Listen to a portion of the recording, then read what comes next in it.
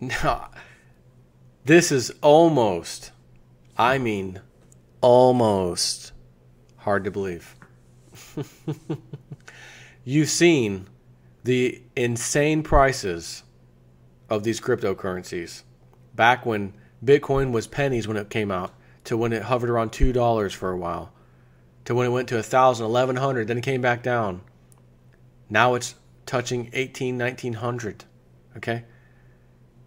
Ethereum, earlier this year, again, we're only 5 months into the year, January timeframe, Ethereum was, I think, between $10 and $20, somewhere around there. Then the next month it was like $20. It's now pushing 80 something, $90 for Ethereum. Dash Coin's another one that jumped up. Ripple, 3 cents. 3 cents earlier, like as in a month and a half to a month ago. 3 cents. It's now 40 cents. Could you imagine of dropping $1,000 on that? Oh, it's made a small fortune. So I want to refresh your memory real quick before I get into this. Silver Doctor's article almost made me roll out of my chair laughing hard. German central bank.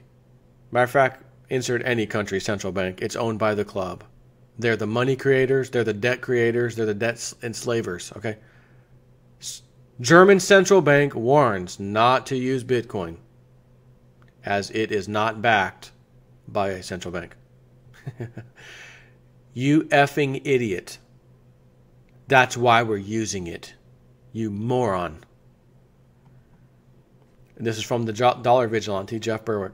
Having a central bank warn against buying Bitcoin is like a rapist warning you that sex with your spouse isn't as exciting as when he rapes you. Yes, we know, and that's why most people prefer not getting raped and why we prefer Bitcoin over any central banking script.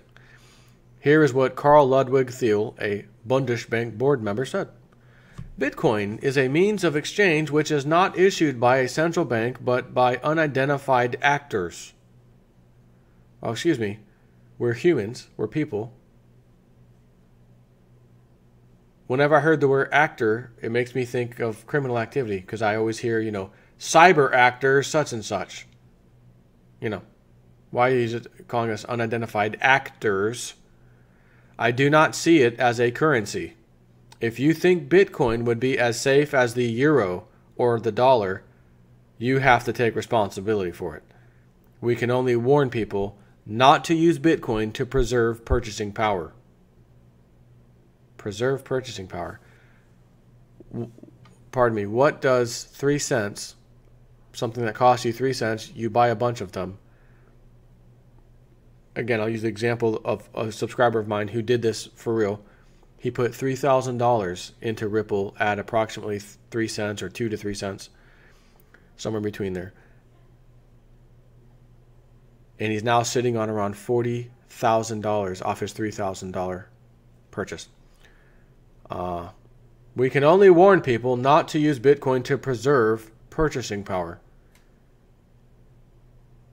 What the hell do you call that? Preserving purchasing power. He went to ludicrous speed, like Spaceballs. He went straight past light speed and went to ludicrous speed. So that was the end of the quote. If you had bought $1,000 worth of Bitcoin back in 2011, this is his example, it would now be worth roughly $566,000. If you had $1,000 USD in 2011, it would still be worth $1,000. But that $1,000 would only buy about $913 worth of goods because of this thing called inflation.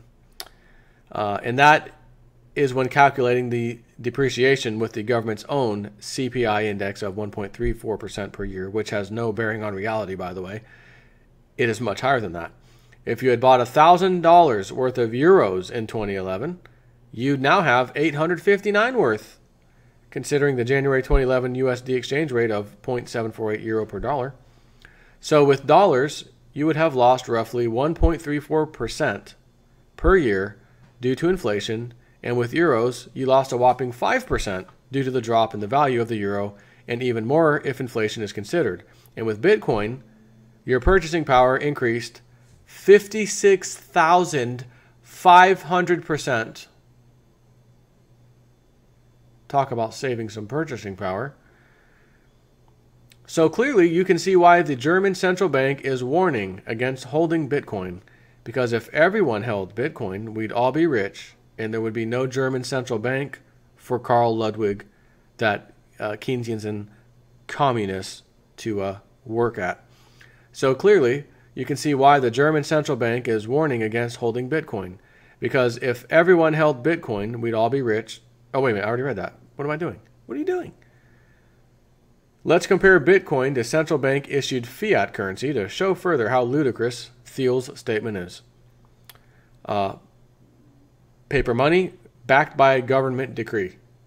Bitcoin backed by cryptography and energy. Paper money. Although there are holograms and seals, it is possible to counterfeit it. Bitcoin. Transaction logs prevent double spending and determine transaction legitimacy to stop counterfeiting. And by the way, so do the other cryptocurrencies. Fiat, back to paper currency. Fiat currency can be printed at will until it eventually becomes worthless. Bitcoins are a limited and fixed amount. I think it's 22 million that will ever be created, if I recall. Few retailers will give you discounts just for paying with fiat dollars. On Bitcoin, on the other hand, many online retailers actually give great discount incentives to customers paying for products and services with Bitcoin. Back to fiat. Fiat currencies are forced upon you at gunpoint, legal tender laws, and you are extorted in fiat currency to pay extortion fees, also known as taxes. Bitcoin isn't forced upon you by a violent gang who makes you pay extortion fees with it. Although you might say, well, wait a minute, what about the hackers, man? Didn't the hackers, the ransomware, they tried to extract... Right, they tried to, if you agreed. Most people didn't agree and restored their computer from a backup, or just wiped it and started over, if not. But again, that's a criminal action against you by an outside force, like some, assuming it was really these hackers, whatever. But that could be anything. Anybody could stick you up for anything, for that matter. But anyways, if you look at all these, great reason to deal with these cryptocurrencies. Across Europe and the U.S., the economies are falling apart as the middle class is wiped out, and tens of millions are pushed into poverty by the direct actions of the central banks. Minimum wage protests continue because people are finding that the central bank's inflation has made it so they can barely afford to eat anymore. Meanwhile, the value of Bitcoin continues to increase. Had everyone had Bitcoin for the last few years, there'd be no poverty and no strife. Really. Here's an interesting chart he suspects is how this is going to roll for. Let me show you this. 2012, one Bitcoin could buy you a couple little few groceries here. 2013, it could buy you a nice set of groceries in that shopping cart. 2014, you're shopping like you're rich. 2020, one Bitcoin, how about a nice new Ferrari or something, right? Maybe it won't be that expensive, but nonetheless, you get the point. The euro has fallen 99.75% versus Bitcoin since 2011.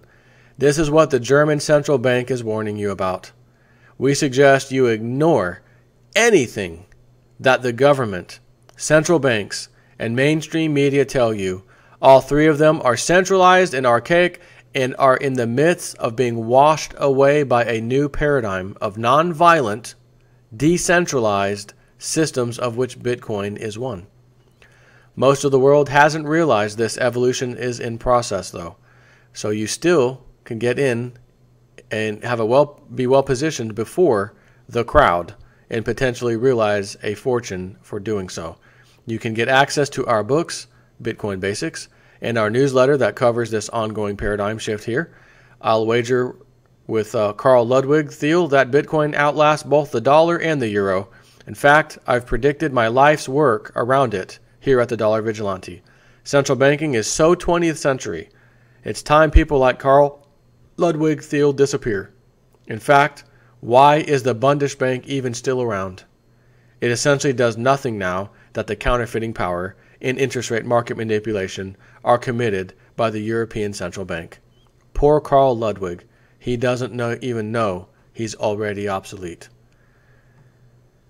My name is JSnip4, and I approve the living hell out of that article from Jeff Berwick on Silver Doctors.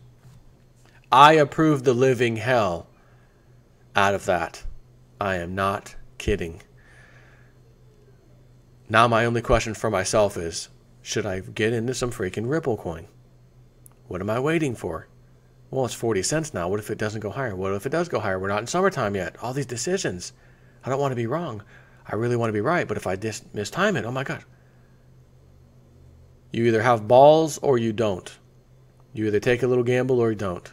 I've already gambled on Bitcoin. Turned out fantastic. I've gambled on Ethereum, which is fairly recently. I'm not going to say it turned out fantastic, but I'm pretty sure it's going to based off of things that I'm hearing, reading, potential uses for Ethereum, countries, financial transactions, different things. I think Ethereum's going to be a good one as well. And the Webbot seems to think so too, of course. But I may have to jump in on some Ripple. I may have to get freaking crazy and just get maybe a few $100, 500. I don't know. We'll see. But another day, another interesting thing to talk about. That's for damn sure. Take care.